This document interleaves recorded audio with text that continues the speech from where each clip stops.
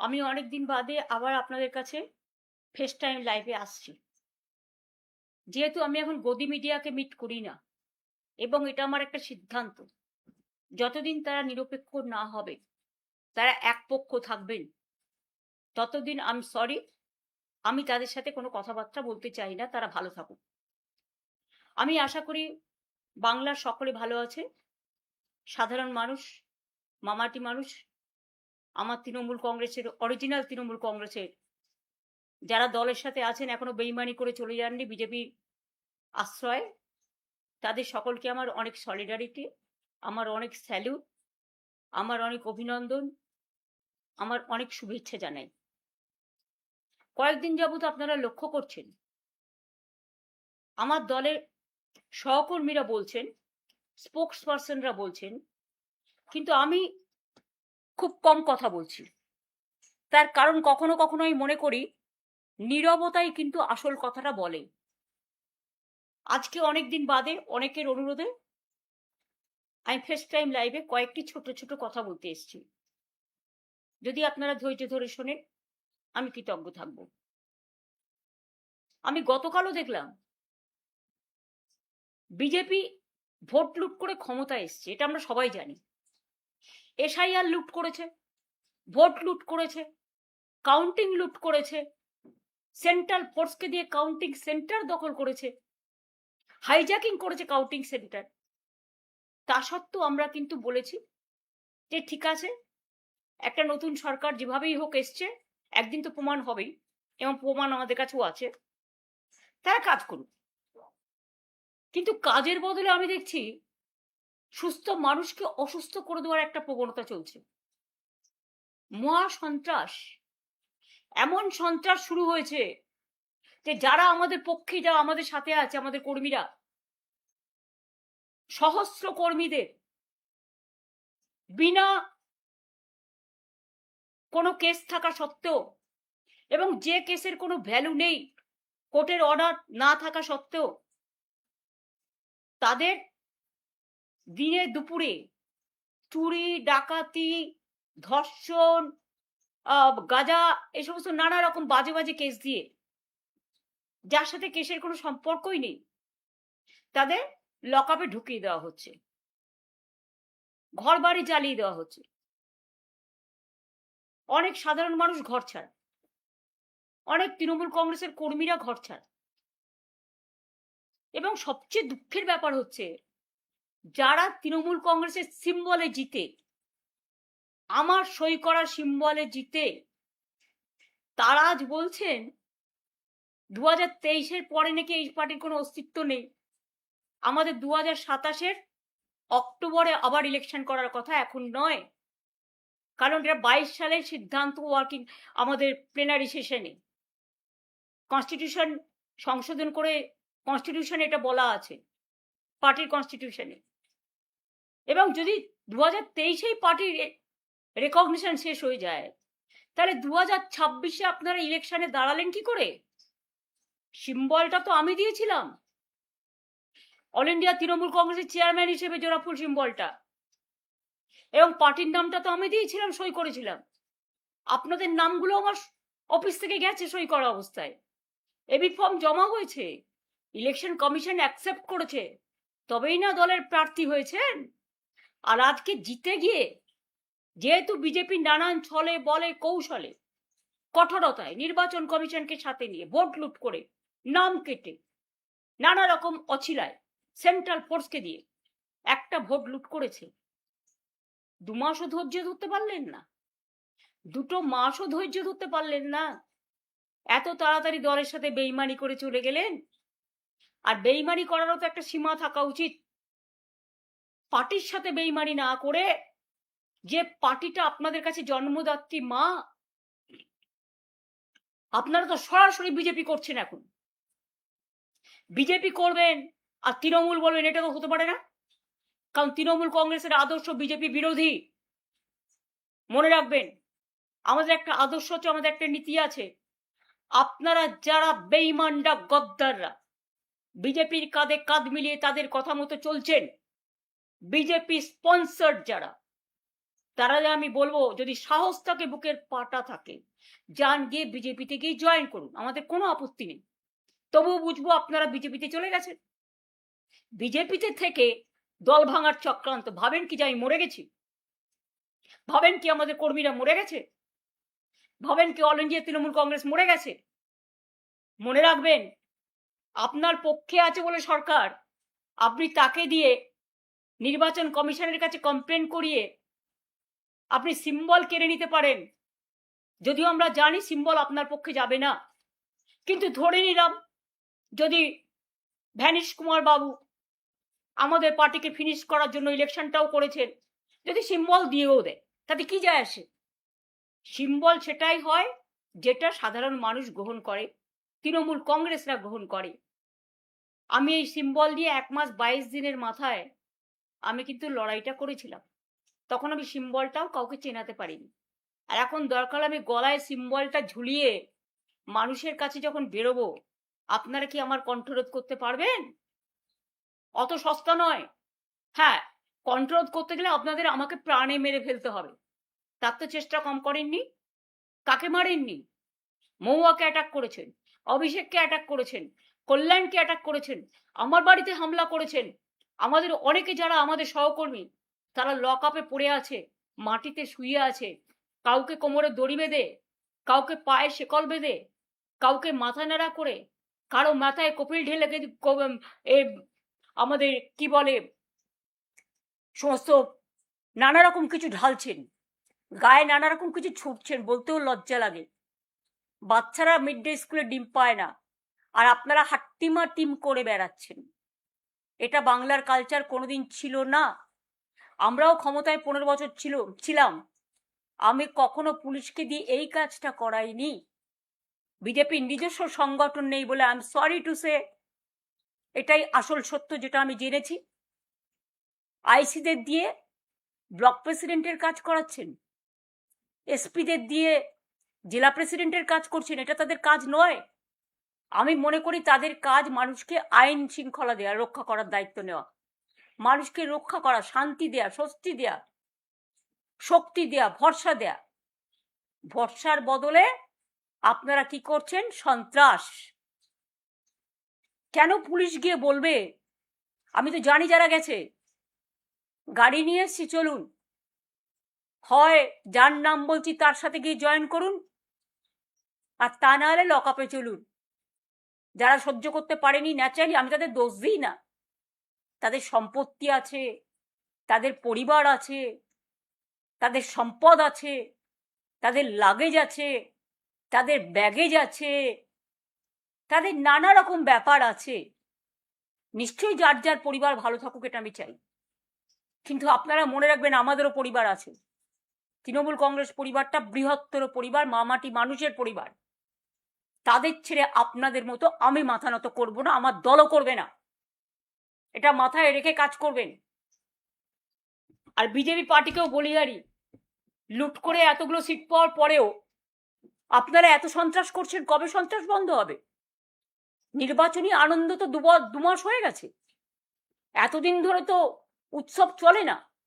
অন্য উৎসব করতে দেন না, অন্য কাউকে রেড রোডে প্রোগ্রাম করতে দেন না, অন্য কাউকে, এই তো রাম মন্দির কত টাকা দিয়ে মানুষ বানালেন, কত সোনা, কত রূপো, কত দান, কত ধ্যান, আর আজকে राम का नाम आपने बदनाम कर दिया। हिंदुत्व का नाम पे खेला और हिंदुइज्म को आपने फिनिश किया। যেমন দেখছেন না, প্রণামী থালা থেকে শুরু করে, প্রণামী বাক্স থেকে শুরু করে সব রাম মন্দির, সবটাই নাকি ওদের সম্পদ। এবং ডিজিটালে যারা কথা বলতে চায় ইউটিউবে, একটু বিরোধিতা করলে তাদের সঙ্গে সঙ্গে অ্যারেস্ট করা হচ্ছে এবং এফআইআর করা হচ্ছে। লক্ষ্মীর ভান্ডার যারা পেতেন 2,46,00,000 প্রায়, আজকে 1.5 কোটির ওপর মা বোনেদের নাম প্রায় কেটে দিয়েছে শুনছি। তারা হাহাকার করছেন। স্বাস্থ্যের চিকিৎসা জানি না কোথায় গিয়ে দাঁড়িয়েছে। মিড ডে মিলে যারা রান্না করতেন, মিড ডে মিলে যারা হেল্পার হিসেবে কাজ করতেন, তারাও আজকে হাহাকার করছেন। কাজ দেওয়ার ক্ষমতা নেই, কিল মারার গোসাই। লক্ষ লক্ষ মানুষের জীবন জীবিকা আপনারা কেড়ে নিয়েছেন। এমনকি বকটুয়ের একটা পরিবার আমার কাছে এসেছিল, যাদের 4 বছর আগে আমি চাকরি করে দিয়েছিলাম, পার্মানেন্ট চাকরি, সে চাকরি পর্যন্ত আপনারা কেড়ে নিয়েছেন। আমি যাদের চাকরি দিয়েছিলাম অনেক কর্মীকে আপনারা বসিয়ে দিয়েছেন। এত প্রতিহিংসা রাজনীতি কেন? আর গতকাল যারা গিয়ে তালা দিয়ে এলেন, ওটা ভাড়ায় ছিলাম আমরা। ভাড়াটা কতদিন পর্যন্ত ছিল? এই তার ডকুমেন্ট। এটা হচ্ছে 2027 সালের অক্টোবর পর্যন্ত অফিসটা আমাদের নেওয়া ছিল। কেউ গিয়ে বলছেন আমার নামে আমি সই করেছি। ব্যক্তিগতভাবে উনি সই করেননি, সইটা করেছেন পার্টি অথরাইজ করেছে বলে। কোনো ব্যক্তি চলে যেতে পারেন, কিন্তু ইনস্টিটিউশন চলে যায় না। এটা ইনস্টিটিউশনের সম্পত্তি, এটা মাথায় রাখতে হবে। আমি যেমন কারো ব্যক্তি সম্পত্তিকে দখল করতে পারি না, কারণ এটা তার ব্যক্তি সম্পত্তি নয়, এটা তার প্রতিষ্ঠানগত, তেমনি আমাদের সম্পত্তিও, মামাটি মানুষের সম্পত্তিও কেউ জোর করে দখল করতে পারে না। আর যারা বলে বেড়াচ্ছেন টাকা পাননি, তারা দেখুন তো এই চেকগুলো প্রতি মাসে মাসে কারা দিয়েছে। আমরা যদি না দিয়ে থাকি তাহলে আমাদের কাছে এত ডকুমেন্ট কোত্থেকে এলো? দেখুন দেখুন দেখুন, মেনটেনেন্স করি আমরা, প্রতি মাসে 1 লাখ টাকা করে ভাড়া দিয়ে আমরা চেকে, ইলেকট্রিসিটি বিল দিয়ে আমরা, কর্পোরেশনের যা যা লাগে দিই আমরা। আর আপনারা গিয়ে সেন্ট্রাল ফোর্সকে নিয়ে গিয়ে তালা দিয়ে দিচ্ছেন।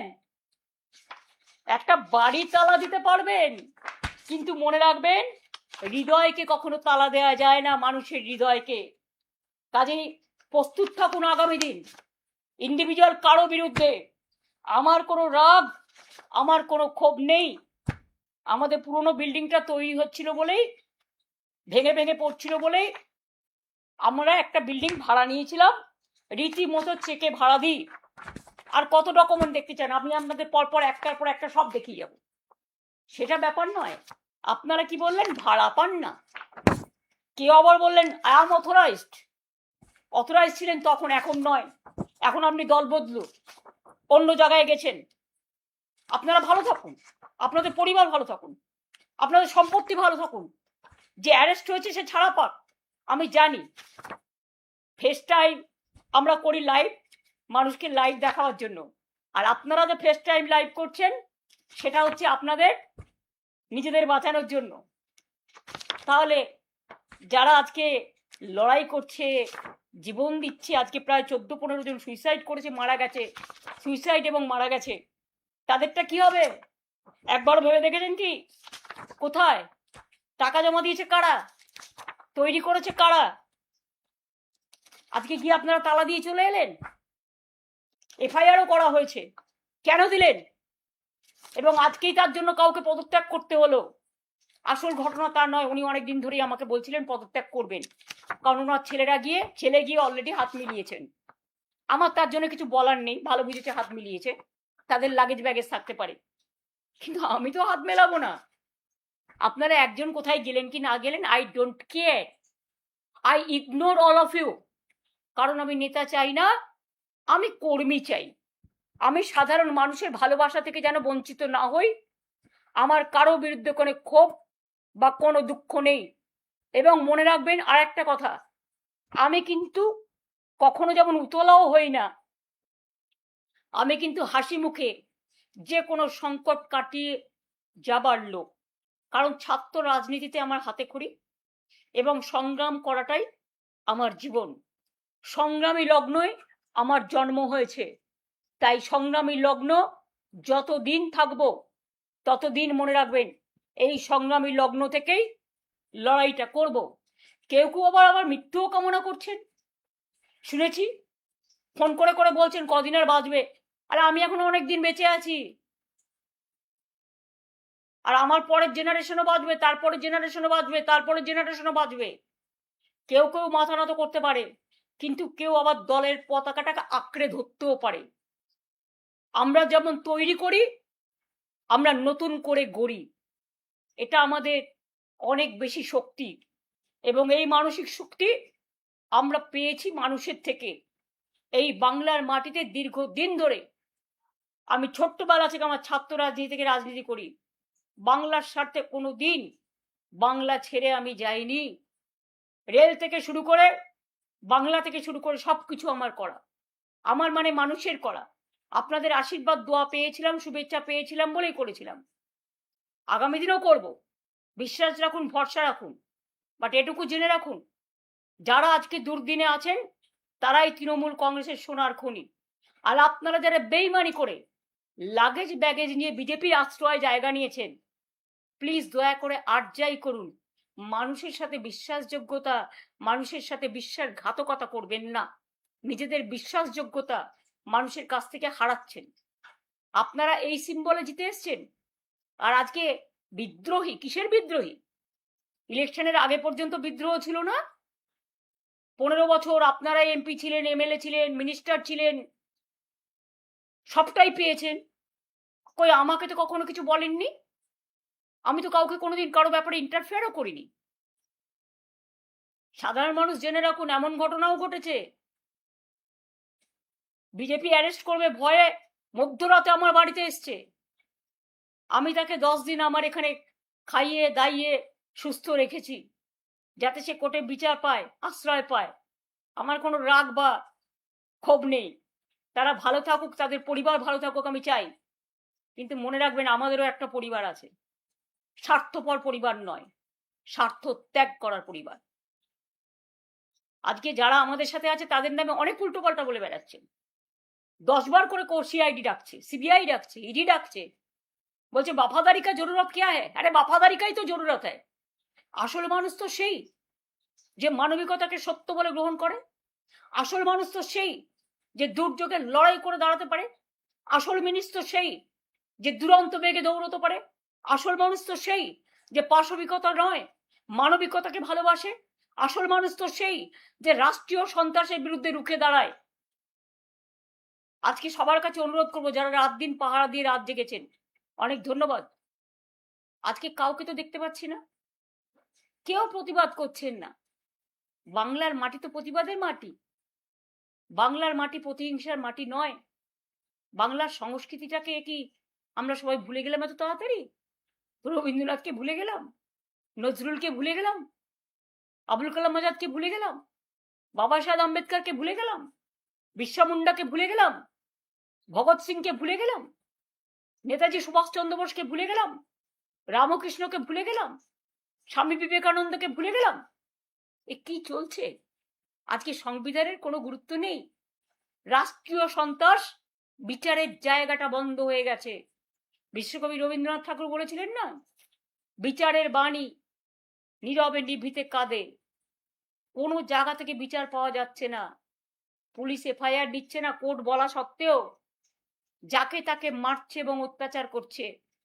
পুলিশ কেউ গেলে ফোন করে বলে দিচ্ছে বিজেপিকে, বিজেপি কর্মীরা বলছে রাস্তায় রাস্তায় যে আমাদের সব জানিয়ে দেবে, এবং কি সাপ্লাই করছে যেটা বিজেপিকে দিতে হবে সেটাও করে দিচ্ছে, বলে দিচ্ছে।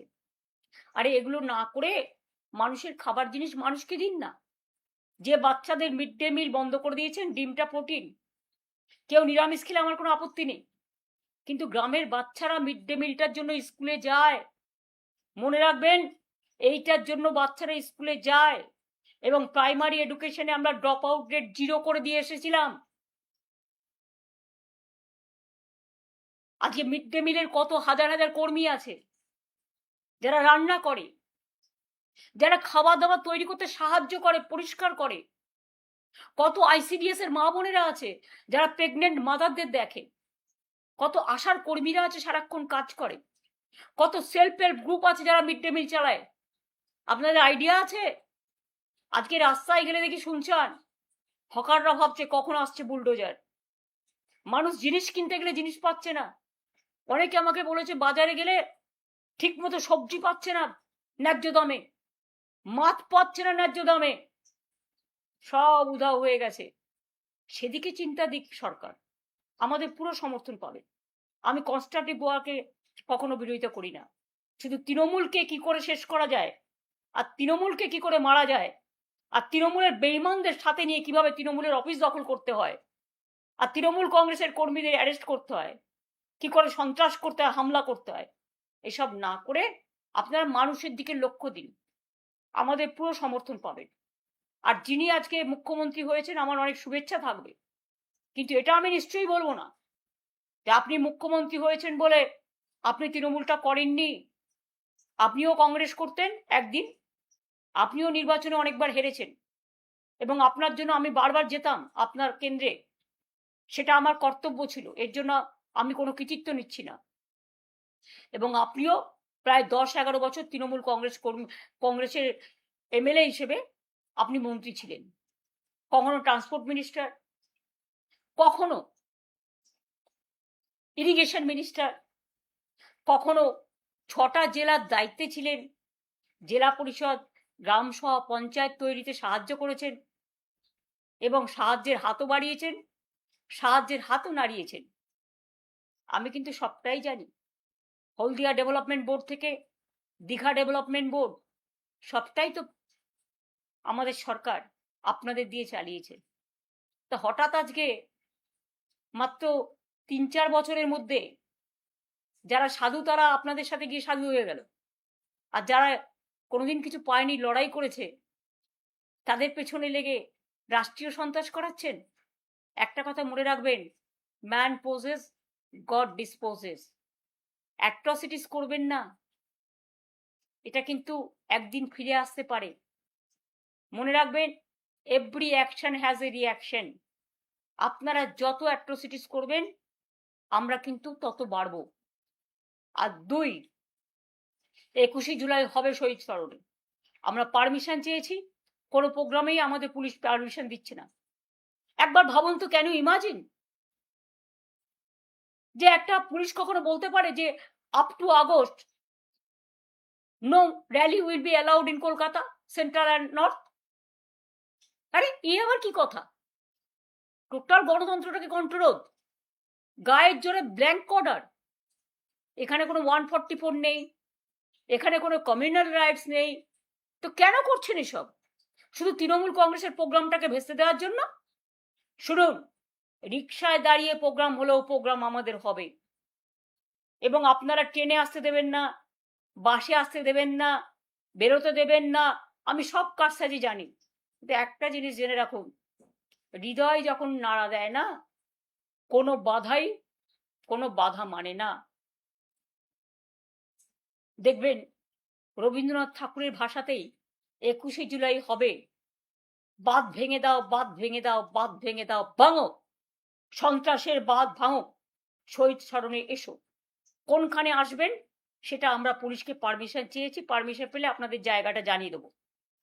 আর একটা কথা বলি, তৃণমূল কংগ্রেসের, আমি অল ইন্ডিয়া তৃণমূল কংগ্রেসের চেয়ারম্যান হিসেবে, যে আমি অল ইন্ডিয়া তৃণমূল কংগ্রেসটাও যখন যেমন দেখব, আমি ওয়েস্ট বেঙ্গল স্টেট তৃণমূল কংগ্রেসও আমি নিজে দায়িত্ব নিয়ে দেখব। এখন তো আর অন্য কোনো কাজ নেই, আমি এই দলের কাজটাই ভালো করে করব এবং আমি প্রতিদিন আমার কর্মীদের মিট করি, সুতরাং সবাই জানেন। সুতরাং আমি দলটাকে আরো ভালো করে দেখতে সুযোগ পাবো। আমি যা কমিটি ছিল 2জনকে অ্যাড করছি নতুন করে, যাতে তারা রেগুলার কাজটা করতে পারে। এবং আমার অফিসটাই মনে রাখবেন, তৃণমূল কংগ্রেস জন্মের আগে থেকে এই 30B হোলিস্টারের ডিস্ট্রিক্টটাই তৃণমূলের অরিজিনাল অফিস হিসেবে কাজ করত, আজও করে, ভবিষ্যতেও করবে। এবং আমি 2টো জেনারেল সেক্রেটারি অ্যাড করছি পার্টিকে সাহায্য করার জন্য, একটা মদন মিত্র আর একটা কুণাল ঘোষ। অন্য কমিটি মেম্বার যারা আছে তারা অ্যাজ ইট ইজ যেমন ছিল থাকবেন, শুধু স্টেট প্রেসিডেন্টের কাজটা আমি নিজে দেখে নেব। সুব্রত বক্সি, আমি কালকে তাকে দেখতে গিয়েছিলাম, তিনি অসুস্থ আছেন, তিনি যতদিন সুস্থ না হবেন, তিনি স্টেট প্রেসিডেন্ট ছিলেন, তিনি স্টেট প্রেসিডেন্ট অসুস্থ হয়ে যাওয়ার পরে একজন কাউকে অস্থায়ীভাবে দেখতে দেওয়া হয়েছিল, এবং যিনি ভাইস প্রেসিডেন্ট ছিলেন তিনি অ্যারেস্ট ছিলেন, তাই সেদিন কাউকে একটা রাখতে হয়েছিল, তাই রেখেছিলাম। সুতরাং আজ থেকে দায়িত্ব আমি নিজে নিচ্ছি, এবং আমার 2টো জেনারেল সেক্রেটারি আমি স্টেটের করে দিচ্ছি। All India general secretary Abhishek Banerjee আছে, ডেরেক মহুয়ারা সবাই অল ইন্ডিয়া কমিটিতে আছে, শোভন দ্বারা। আমি 2টো জেনারেল সেক্রেটারি কুণাল ঘোষ আর মদন মিত্রকে করে দিচ্ছি। বাদ বাকি যে সংগঠনগুলো আমরা ছাত্র করে দিয়েছি, যুব করে দিয়েছি, আমাদের আইএনটিটিউসি করে দিয়েছি, আমরা কিষাণ মজদুর করে দিয়েছি, ক্ষেত মজদুর করে দিয়েছি, লেবার করে দিয়েছি, অন্যান্য যেগুলো আছে সেগুলো আমরা করে দিচ্ছি। কাজেই আমি নিজে দায়িত্ব নিয়ে দেখব, নিশ্চিন্তে থাকতে পারেন। চিন্তা করবেন না, আমরা আছি, ছিলাম এবং থাকবো। আমি চেয়ারকে কেয়ার করি না, আমি কর্মীদের কেয়ার করি, ওরাই আমার সম্পদ। আর আমি মানুষকে কেয়ার করি, যতদিন বাঁচবো মানুষের জন্য বাঁচবো আর কর্মীদের জন্য বাঁচবো। মাথায় রাখবেন, ভালো থাকবেন, সবাই দীর্ঘজীবী হন, সবাই ভালো থাকুন, সবাই সুস্থ থাকুন, সবার আরোগ্য কামনা করছি। শিশুরা ভালো থাকুন, ছাত্র যৌবন ভালো থাকুন। নিট পরীক্ষা নিয়ে অনেক রকম ঝামেলা চলছে, কোনো বিচার আপনারা পাননি। ভ্যাপাম নিয়েও বিচার পাননি, রাম মন্দির নিয়েও বিচার পাননি, প্রণামের বাক্সও চাইছে। কি বাকি আছে? মাত্র 2 মাসে এত লুট? তাহলে ভালো করে সরকারটা চালান, আমি এটুকুই বলবো। অনেক অনেক ধন্যবাদ। Thank you so much. Thanks much and thanks a lot. জয় হিন্দ, বন্দে মাতরম, জয় বাংলা, জয় তৃণমূল কংগ্রেস।